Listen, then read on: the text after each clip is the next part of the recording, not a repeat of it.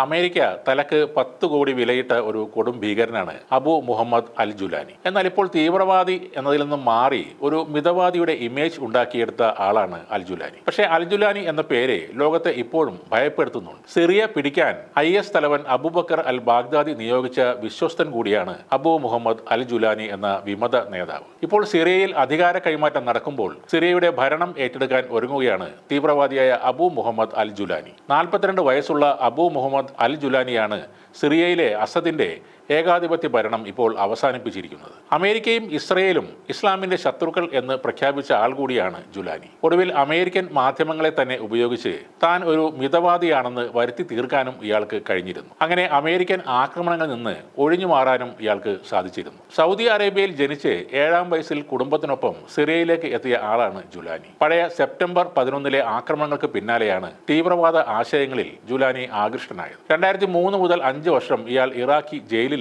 2011 അൽ ഖ്വയ്ദയുടെ Syrian വിഭാഗം Jabhat അൽ നുഷ്ര രൂപീകരിച്ചു കൊണ്ടായിരുന്നു അസദിനെതിരെ ഇദ്ദേഹം യുദ്ധപ്രഖ്യാപനം നടത്തിയത്. എന്നാൽ അൽ നുഷ്ര ISൽ ലയിക്കണമെന്ന് ആവശ്യപ്പെട്ടതോടെ അബൂബക്കർ അൽ ബാഗ്ദാദിയുമായി ജുലാനി തെറ്റിപ്പിരിഞ്ഞു. പാശ്ചാത്യ ശക്തികൾ ISന് പിന്നാലെ തിരിഞ്ഞപ്പോൾ സിറിയയിലെ ഇദ്ലിബിൽ ഇയാൾ സ്വന്തം സാമ്രാജ്യം ഉയർത്തി കരുത്തനായി മാറുകയായിരുന്നു. അൽ ഖ്വയ്ദ ബന്ധം ഒഴിവാക്കാൻ ഭീകര സംഘടനയുടെ പേര് ഹയാത്ത് തഹ്രീർ അൽ ഷാം എന്ന് മാറ്റുകയും പതിവുള്ള നീളൻ കുപ്പായവും താടിയും ഉപേക്ഷിച്ച് പാശ്ചാത്യ വേഷങ്ങൾ സ്വീകരിക്കുകയും ചെയ്തു. അതിനിടയിലും തുർക്കി, ഇറാഖ്, മധ്യേഷ്യ തുടങ്ങി വിവിധ സ്ഥലങ്ങളിൽ നിന്നും യുവാക്കളെ റിക്രൂട്ട് ചെയ്തുകൊണ്ട് തന്റെ സംഘടനയുടെ കരുത്ത് വർദ്ധിപ്പിക്കുകയും ചെയ്തു. സ്ത്രീകൾക്ക് ശിരോവസ്ത്രം നിർബന്ധമല്ലെന്നും ക്രിസ്ത്യാനികളെ തങ്ങൾ സംരക്ഷിക്കുമെന്നും ജുലാനി പറയുമ്പോഴും ഇദ്ലിബിലെ ഭരണസമിതിയിൽ സ്ത്രീകൾക്കും ന്യൂനപക്ഷങ്ങൾക്കും പ്രാതിനിധ്യം ഇല്ലാത്തത് അൽ ജുലാനിയുടെ തനിനിറം തെളിയിക്കുന്ന ഒന്നാണ്. വിമർശകരുടെ തലവെട്ടുകയും ഇസ്ലാമിക ഭരണകൂടം സ്ഥാപിക്കുകയുമാണ് ആത്യന്തിക ലക്ഷ്യം എന്ന് പ്രഖ്യാപിക്കുകയും ചെയ്ത അൽ ജുലാനിയുടെ മുന്നോട്ടുള്ള നീക്കങ്ങൾ അമേരിക്കയും